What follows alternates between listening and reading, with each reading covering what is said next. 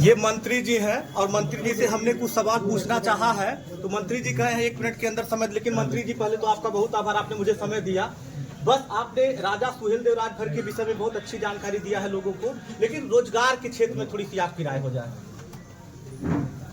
पहले बता दें कि एक ही सवाल लेंगे आप जी, बस यही बस रोजगार के बारे में पूछा, बस वही रोजगार के क्षेत्र में। जी बहुत अच्छा। कि आज क्या है कि वर्तमान सरकार बेरोजगारी की समस्या के समाधान के लिए जो काम कर रही है, पूर्व सरकारों से और वर्तमान सरकार में अंतर क्या है, हमारे प्रयास में क्या अंतर है, जब तुलनात्मक आप उसको देखेंगे तब आपको स्थिति स्पष्ट नजर आएगी। एक सरकार चली 2007 से लेके 2012 तक जी, उसने उत्तर प्रदेश में 38,000 बेरोजगारों को सरकारी नौकरी दिया। एक सरकार चली 2012 से 2017 तक, उसने 1,39,000 लोगों को सरकारी नौकरी दिया। 2017 में जनता के आशीर्वाद से उत्तर प्रदेश में भारतीय जनता पार्टी की सरकार बनी जी। पिछले 9 साल में 8.5 लाख से ज्यादा लोगों को तो हमने सरकारी नौकरी दिया है। 14 लाख से ज्यादा लोगों को हमने निजी क्षेत्र में सेवा योजित किया है और 3 करोड़ से ज्यादा उत्तर प्रदेश के बेरोजगार नौजवानों को स्वरोजगार से जोड़ा है, उनके बिजनेस व्यापार, उनको उद्योगपति बनाने का काम किया है। अभी युवा उद्यमी मुख्यमंत्री योजना आपके सामने आई, देश में बहुत चर्चित है। 26 लाख से ज्यादा बेरोजगार नौजवानों की हमने कैरियर काउंसलिंग की है जी। देश में ही नहीं, दुनिया के अंदर हमारे बेरोजगार लोगों के लिए कहाँ मौका है, कहाँ अवसर है, सरकार ने इस दिशा पर भी बड़ा काम किया है। अभी रोजगार मिशन का हमने गठन किया है, अभी एक कॉर्पोरेशन बनाया है। अभी देश में उत्तर प्रदेश तीसरा ऐसा राज्य बना है जिसको भारत सरकार ने आरए का लाइसेंस दिया। आरए मतलब दुनिया में कहाँ रोजगार है। अभी तक जब हमें आरए का लाइसेंस नहीं था हमारे पास, तो हम भारत सरकार के आश्रित थे। हमें कहीं अपने लोगों को भेजना है, कहीं रोजगार तलाशना है, तो भारत सरकार के माध्यम से हमें जाना पड़ता था। लेकिन हमारे प्रयासों से, उत्तर प्रदेश की सरकार के प्रयासों से भारत सरकार ने हमको अधिकार दे दिया, हमको आरए का लाइसेंस दे दिया कि हम सीधे दुनिया में किसी भी देश से हम बात कर सकते हैं और अपने लोगों का प्लेसमेंट करा सकते हैं, अपने लोगों को रोजगार वहाँ दिला सकते हैं। अभी 6,000 हमारे श्रमिक इजराइल में काम करते हैं। 6,000 श्रमिकों को हमने इजराइल भेजा है जी। अभी 1,000 लोगों को भेजने की प्रक्रिया क्रियाशील है, अभी चल रही है। ये भी चले जाएंगे तो 7,000 हो जाएगा। 6,000 हमारे जो श्रमिक गए हैं वो सालीना 1,000 करोड़ रुपया उत्तर प्रदेश में भेज रहे हैं। और कोई भी हमारा श्रमिक ऐसा नहीं है जो 2 लाख रुपया कम से महीना कमा रहा हो, जिन लोगों को भेजा हो। अभी हमने 2,900 उत्तर प्रदेश के बेरोजगारों को गल्फ कंट्री में हमने अभी प्लेसमेंट कराया है। अभी जर्मनी में क्या संभावना है, रसिया में बड़ी डिमांड है, हमारे जापान में हमारे मैन पावर की, हमारे डॉक्टर की, इंजीनियर की, पैरामेडिकल स्टाफ की, नर्सिंग स्टाफ की बड़ी डिमांड है। अभी मुख्यमंत्री जी जा भी रहे हैं 22 के बाद, हाउस खत्म होने के बाद जापान और सिंगापुर, तो एक बड़ी वैकेंसी उधर से भी हम लोगों को मिलने वाली है। हम लोगों ने टारगेट सेट किया है कि प्रति वर्ष 25 से 30,000 लोगों को देश के बाहर मौका देंगे और 1 लाख लोगों को उत्तर प्रदेश में निजी क्षेत्र में सेवा योजित कराएंगे, सरकारी नौकरी को छोड़कर। तो ये अंतर है पूर्व की सरकारों में और वर्तमान सरकारों में। आपके सवाल बस हमने कहा एक सवाल जी जी जी जी। और आखिरी बात जिससे पूरी तस्वीर स्पष्ट हो जाएगी, आज उत्तर प्रदेश का बेरोजगारी दर 3% है। जब से देश आजाद हुआ है तब से लेके आज तक इतना न्यूनतम स्तर पर उत्तर प्रदेश का बेरोजगारी दर कभी नहीं था जितना आज है जी। तो ये इस बात को प्रमाणित करता है कि प्रदेश की सरकार अपने युवा शक्ति को, अपने नौजवानों के सपनों को साकार करने के लिए पूरी तरीके से संकल्पित है, काम भी कर रही है। और मैंने डॉक्टर साहब को भी कहा और राजू जी को भी कहा कि मैं 10 मिनट के लिए आना चाहता हूं, और कल शाम को हमने सूचना दिया और इन लोगों ने आप लोगों से आग्रह निवेदन करके, चाहे जैसे संवाद स्थापित करके, और यहाँ सर्किट हाउस में आप सब लोगों को आमंत्रित किया। बड़ा ही कृपा पूर्वक आप सब लोगों ने यहाँ आने का काम किया और 2-4 बात कहने का मुझे अवसर भी आपके द्वारा मिल रहा है।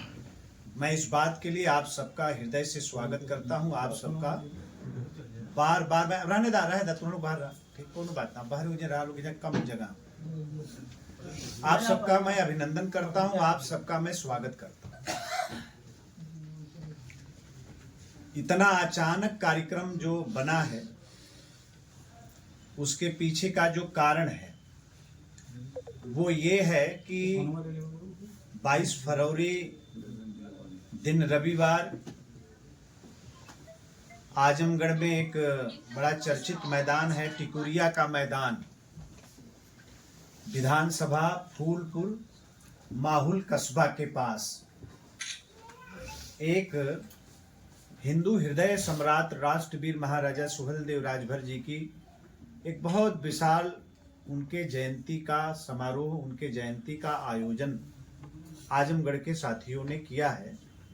और उस कार्यक्रम में आप सबको बुलाने के लिए, आप सबको आमंत्रित करने के लिए मैंने ये आज का कार्यक्रम बनाया है। आप सबका पुनः बहुत स्वागत है, अभिनंदन है।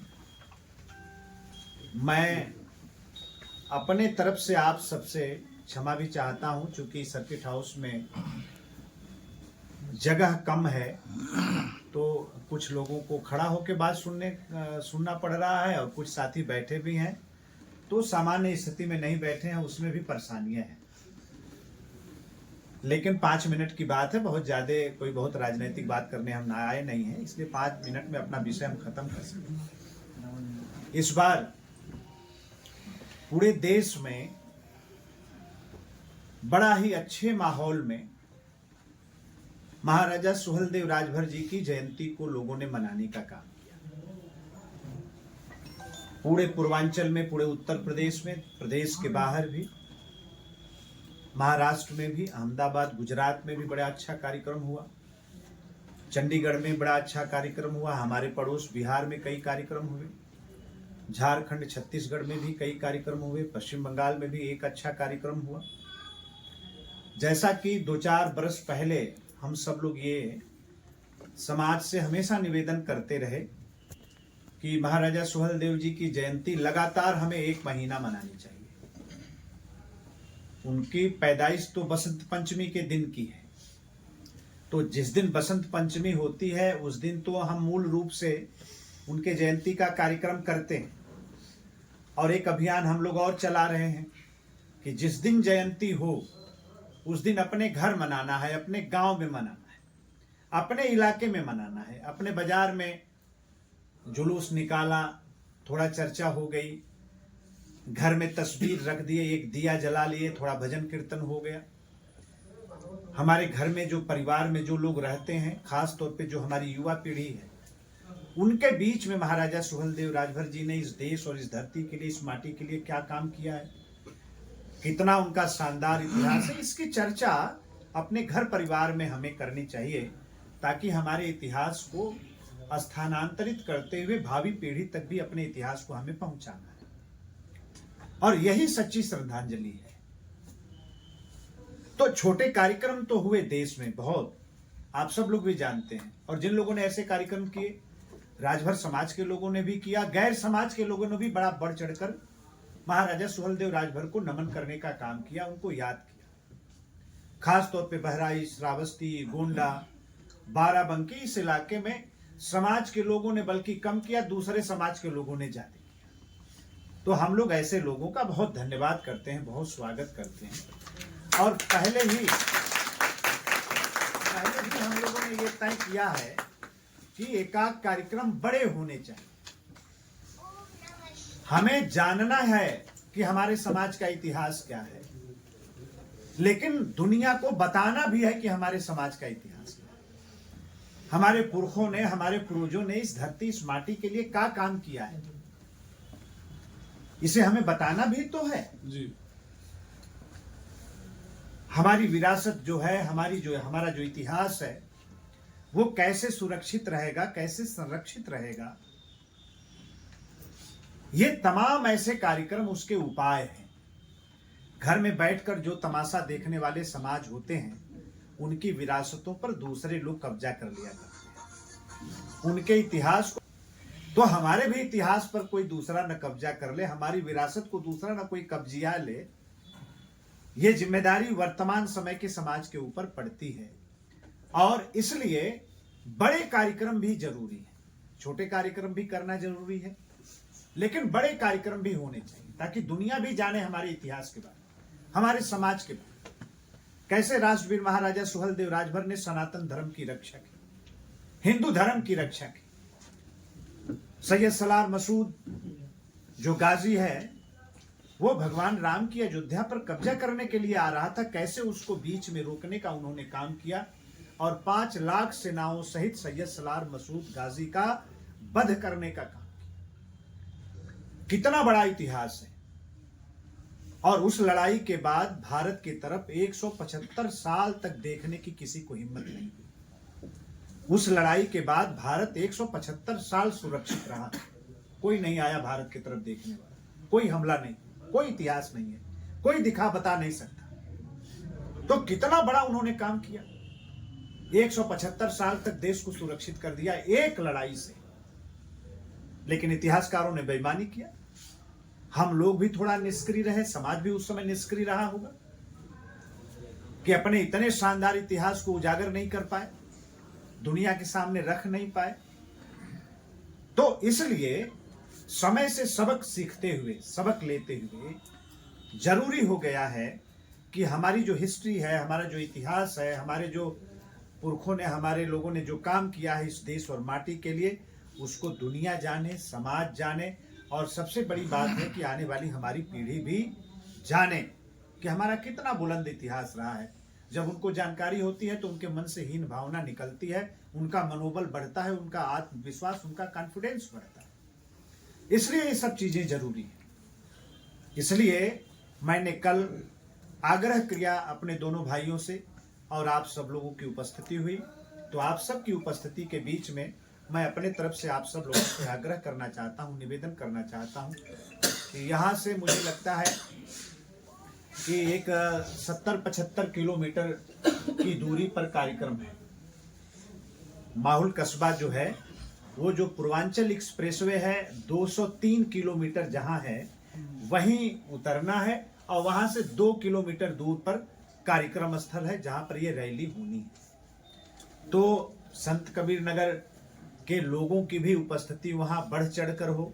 हमारे जो प्रधान साथी हैं, हमारे जो बीडीसी हैं, हमारे जो पूर्व प्रधान, पूर्व क्षेत्र पंचायत के सदस्य, हमारे जो डॉक्टर, मास्टर, वकील हैं, जो समाज की चिंता करने वाले लोग हैं, हमारे जो युवा साथी हैं, हमारी जो मातृशक्ति है, हमारी जो माँ बहनें हैं, बुजुर्ग हैं, सभी को लेकर, और समाज के लोग तो आए ही, जो दूसरे समाज के लोग हैं, जिनको महाराजा सुहेलदेव के प्रति जिनके अंदर आस्था और श्रद्धा है, हमें उन्हें भी आमंत्रित करना है, उनको भी लेके आना चाहिए, सबको लेकर आना चाहिए। मैं इस मौके पर जरूर आज देश और दुनिया के सबसे लोकप्रिय राजनेता, भारत के यशस्वी प्रधानमंत्री श्रद्धेय श्री मोदी जी का अभिनंदन करना चाहता हूं कि जब से उनकी सरकार बनी है, जब से देश की बागडोर श्रद्धेय मोदी जी के हाथ में आई है, तब से लगातार महाराजा सुहेलदेव राजभर का सम्मान बढ़ाने का काम उनके मार्गदर्शन में दिल्ली की भी सरकार कर रही है और उत्तर प्रदेश की योगी आदित्यनाथ जी की भी सरकार कर रही है। लगातार काम हो रहा है, चाहे ट्रेन चलाना हो, चाहे डाक टिकट जारी करना हो, चाहे स्मारक बनाना हो, चाहे मेडिकल कॉलेज बनाना हो, चाहे विश्वविद्यालय बनाना हो। जब से भाजपा की सरकार बनी है, तब से लगातार महाराजा सुहेलदेव राजभर के सम्मान को बढ़ाने का काम आज भाजपा की सरकार में हो रहा है। तो इस बात के लिए भी हम लोग भाजपा की सरकार का अभिनंदन करते हैं और माननीय मोदी जी का अभिनंदन करते हैं, श्रद्धेय अमित शाह जी का अभिनंदन करते हैं, उत्तर प्रदेश के यशस्वी मुख्यमंत्री श्रद्धेय योगी आदित्यनाथ जी का हम लोग अभिनंदन करना चाहते हैं कि जब से सरकार बनी, सोचिए इस देश में जिन्होंने इतना बड़ा काम किया इस देश के, आप कभी किसी मुख्यमंत्री के मुंह से महाराजा सुहेलदेव का नाम नहीं सुने, किसी प्रधानमंत्री के मुंह से आपने महाराजा सुहेलदेव का नाम नहीं सुना। कैसी बेईमानी है, इस बात को समझने की जरूरत। क्यों कि सीधे मुगलों से उनका मुकाबला जब हिस्ट्री उठाकर देखेंगे तो मैं बार बार हर जगह कहता हूं, और जो 175 साल वाली बात मैं कहता हूं उसके पीछे का जो तथ्य और प्रमाण है, साहित्यकारों ने लिखा, उस समय के कुछ लेखनी जो ईमानदार थे उन लोगों ने लिखा भी कि महाराजा सुहेलदेव राजभर की तलवार का जब तूफान उठा तो हिंदुस्तान से लेकर अफगानिस्तान तक मुगलों के घर में कोई दिया जलाने वाला नहीं बचा।